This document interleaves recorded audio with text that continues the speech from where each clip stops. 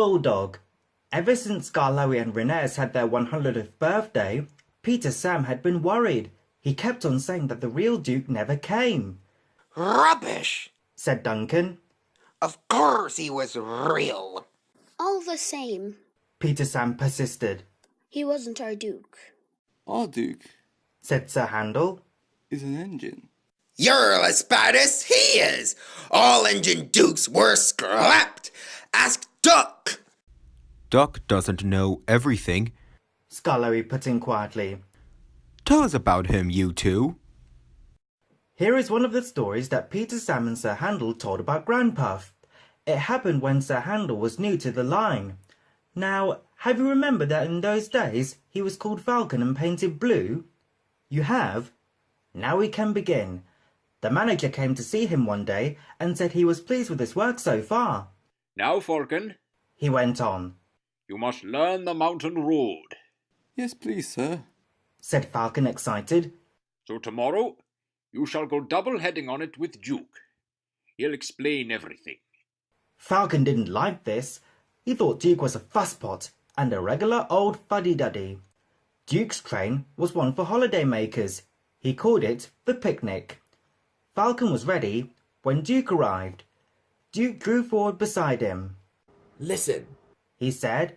The mountain road is difficult. You take the train and I'll couple in front. No, said Falcon. I'll lead. How can I learn the road with you lumbering ahead, blocking the view? Suit yourself, said Duke shortly.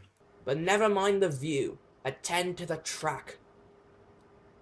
Look at the track. He puffed again, on starting.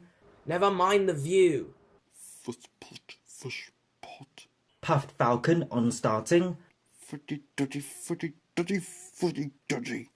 They rattled through the first tunnel, looped round, recrossed the river, and entered the second, climbing all the time.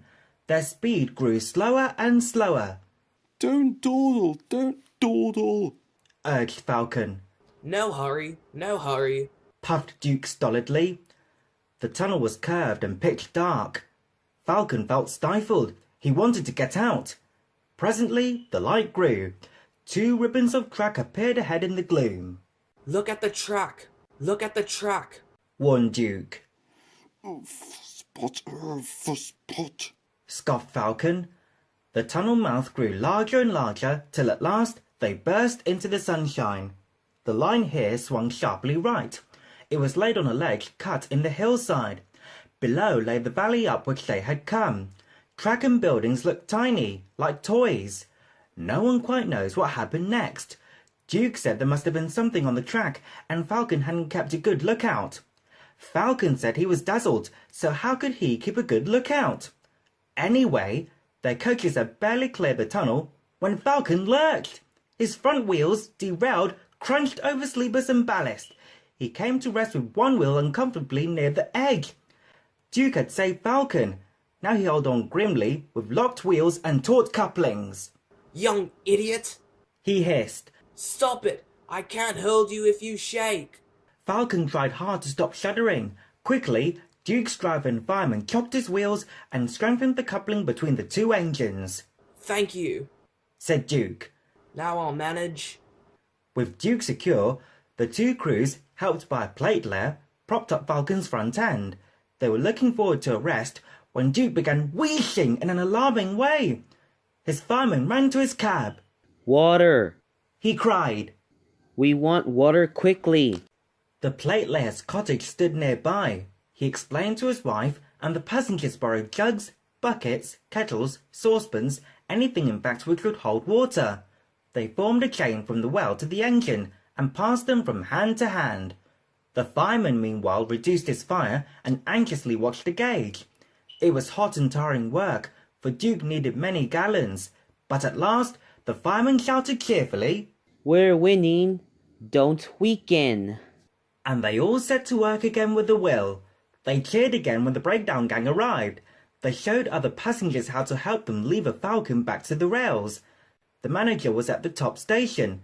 He said he was sorry about the accident and thanked the passengers for their help. Not at all, they said. We admire the way you put things right and enjoyed the adventure.